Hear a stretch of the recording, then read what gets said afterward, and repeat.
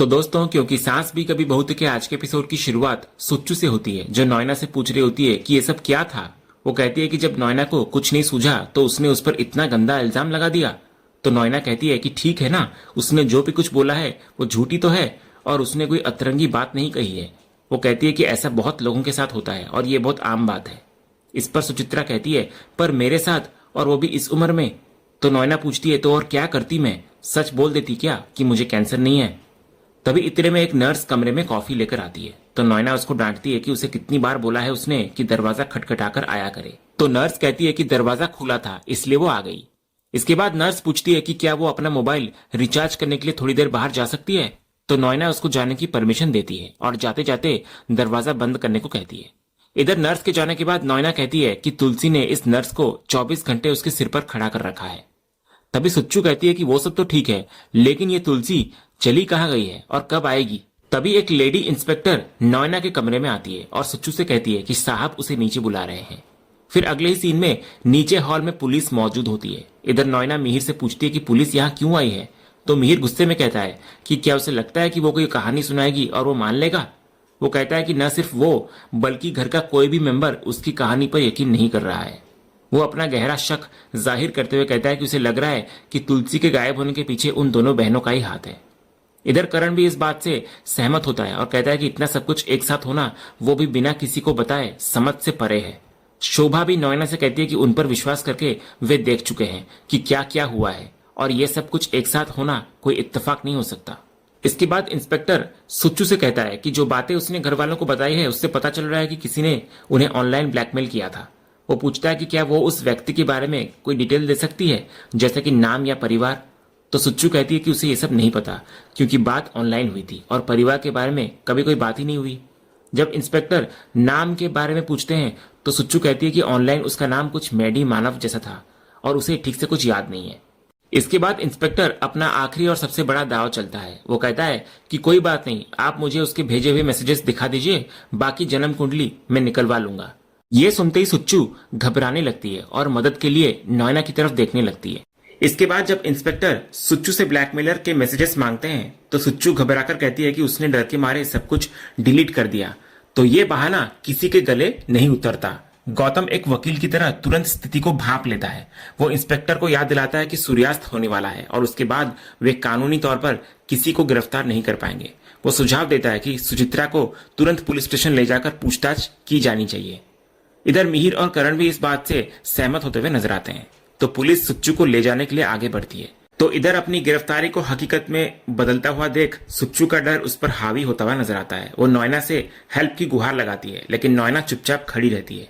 तो अंत में अपनी आखिरी उम्मीद टूटते देख सुच्चू चिल्लाती है कि मैं बताती हूँ। इसके बाद वो सबके सामने आकर सच बताने की शुरुआत करती है। वो कहती है कि दी की तबीयत बहुत खराब हो गई थी, रिपोर्ट्स में कैंसर निकला, लेकिन फिर उसके बाद तभी सुच्चू अपना वाक्य पूरा कर पाती उससे पहले ही तुलसी वहां पर आ जाती है। वो घर का माहौल देखकर हैरान नजर आती है और पूछती है कि ये सब क्या हो रहा है। तो तुलसी को देखकर सब लोग चौंकते हुए नजर आते हैं, लेकिन उनकी पहली प्रतिक्रिया खुशी से ज्यादा चिंता की होती है। मिहिर तुरंत उसको पूछता है कि वो ठीक तो है ना और कहां पर थी। तो तुलसी कहती है कि उसने वैष्णवी को बता दिया था, तो फिर इतना हंगामा क्यों हुआ। वो पूछती है कि पुलिस क्यों आई है और शादी अब तक क्यों नहीं हुई। तो इस पर मिहिर तुलसी को डांटता है कि जब सब उसकी चिंता में मरे जा रहे हैं तो वो शादी की बात कैसे कर सकती है। इस पर तुलसी पूरी कहानी बताती हुई नजर आती है कि सुबह किसी ने पत्थर मारकर उसकी खिड़की तोड़ी थी, जिसमें एक चिट्ठी लिपटी थी। चिट्ठी में लिखा था कि कोई उसे कुछ बताना चाहता है। फिर एक अननोन नंबर से फोन आया और उसको लोनावला मिलने के लिए बुलाया गया।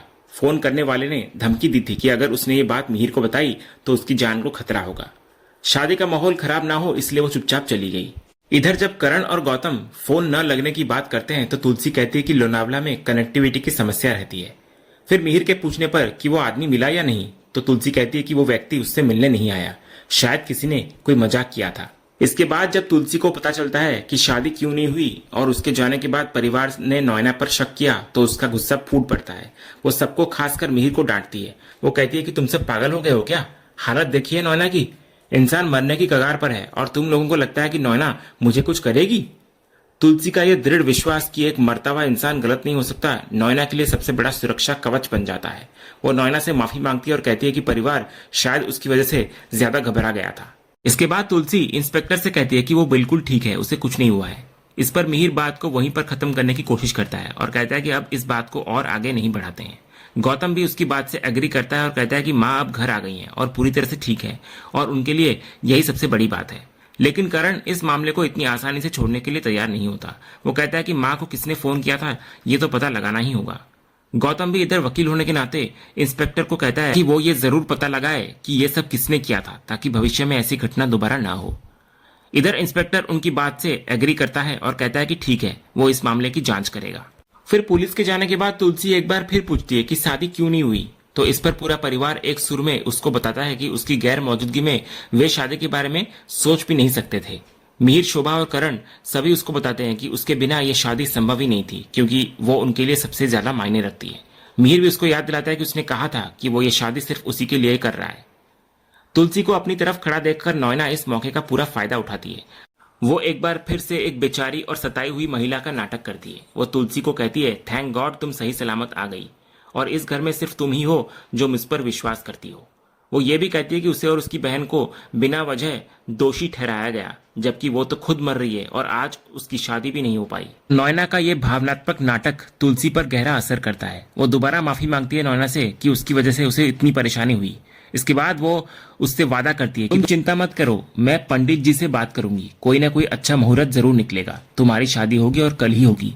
अगले दृश्य में तुलसी एक बैग में कुछ लेकर आती है और मिहिर को एक स्टॉल देती है जो उसने ऑर्डर किया था। इसके बाद वो मिहिर को परेशान देखकर पूछती है कि क्या उसकी तबीयत खराब है, तो मिहिर कहता है कि जब वो यहाँ पर नहीं थी तो वे सब बहुत डर गए थे। तो इस पर तुलसी उसको दिलासा देती है और कहती है कि अब वो आ गई है और सब कुछ ठीक है, इसलिए उसे बीती बातें भूल जानी चाहिए। लेकिन मिहिर का मन शांत नहीं होता। वो तुलसी को कहता है कि उसने अपनी जिंदगी में बड़ी से बड़ी मुश्किलें और तकलीफें देखी है और वो हर बार इसलिए जीता क्योंकि तुलसी उसके साथ थी। वो कहता है कि जब वो यहाँ पर नहीं थी तब भी उसे पूरा विश्वास था कि एक दिन वो जरूर वापस आएगी। यहाँ तक कि डिवोर्स के बाद भी उसको यकीन था कि वो एक दिन उससे दोबारा शादी करेगा, न कि उस औरत से जिसने उन्हें अलग किया। तो इस पर तुलसी विषय को बदल देती है और उसको याद दिलाती है कि शाम को शादी है, इसलिए उसे वक्त पर तैयार हो जाना चाहिए।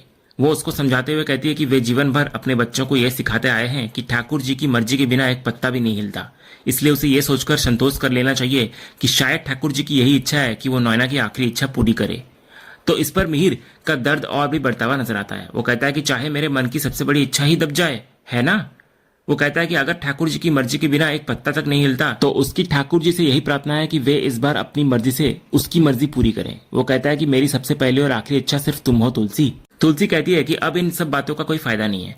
वो उसको याद दिलाती है कि बात अब बहुत आगे बढ़ चुकी है, सबको न्योता जा चुका है और पूरा समाज इकट्ठा होगा, इसलिए अब उसको तैयार हो जाना चाहिए क्योंकि वक्त कम है। इतना बोलकर तुलसी वहां से चली जाती है।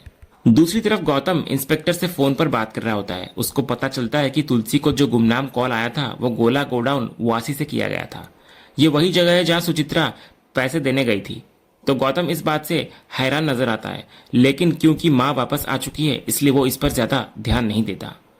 लेकिन ये बात वहां खड़ी मुन्नी सुन लेती है। उसके लिए एक बहुत बड़ा और चौंकाने वाला सुराग होता है ये। वो तुरंत दोनों घटनाओं को जोड़ लेती है, सुच्चू का उसी गोडाउन में जाना और तुलसी को वहीं से कॉल आना। उसका शक यकीन में बदल जाता है कि इन दोनों बातों का आपस में गहरा संबंध है। वो सच का पता लगाने के लिए नैना से बात करने के लिए उसके कमरे में जाने का फैसला करती है। अगले सीन में नैना अपने कमरे में मजे से वड़ा पाव खा रही होती है। वो कहती है कि उबला हुआ खाना खा खाकर वो थक गई है और आज उसकी शादी है इसलिए वो मजे से खाएगी। लेकिन सुच्चू उसको टोकती है कि उसके पेट में अल्सर है, जिस पर नैना लापरवाही से कहती है, अल्सर ही है ना, कैंसर तो नहीं है ना, मर तो नहीं रही हूं ना मैं। तो सुच्चू उसको धीरे बोलने के लिए कहती है, लेकिन नैना अपना असली और खतरनाक इरादा जाहिर करती है। वो कहती है कि बस आज शाम मेरी शादी हो जाए, फिर मैं खुद सबको सच बता दूंगी, फिर मिहिर कर ले जो करना है, मैं डिवोर्स आसानी से नहीं देने वाली। वो कहती है कि जिस तरह वो मिहिर के लिए तड़पी है अब मिहिर तुलसी के लिए तड़पेगा। तभी इतने में दरवाजे पर दस्तक होती है तो नैना तुरंत वड़ा पाव डस्टबिन में फेंक देती है। इसके बाद तुलसी कमरे में आती है तो नैना एक बार फिर से एक बीमार और बेचारी महिला का नाटक शुरू करती हुई नजर आती है। जैसे ही तुलसी उसके लिए उपमा लाती है नैना जोर जोर से खांसने लगती है। तुलसी घबराकर नर्स को बुलाने के लिए सुचित्रा को भेजती है और जब वो पानी लेने जाती है तो नैना चुपके से एक दवा खा लेती है। जब तुलसी वापस आती है तो वो देखती है कि नैना के मुंह से खांसते हुए खून निकल रहा है। फिर नर्स आकर उसको मेडिसिन देती है। तुलसी नैना की हालत देखकर और भी ज्यादा परेशान हो जाती है और उसको आराम करने के लिए कहकर चली जाती है। इधर तुलसी के जाते ही नोएना का नाटक खत्म होता है।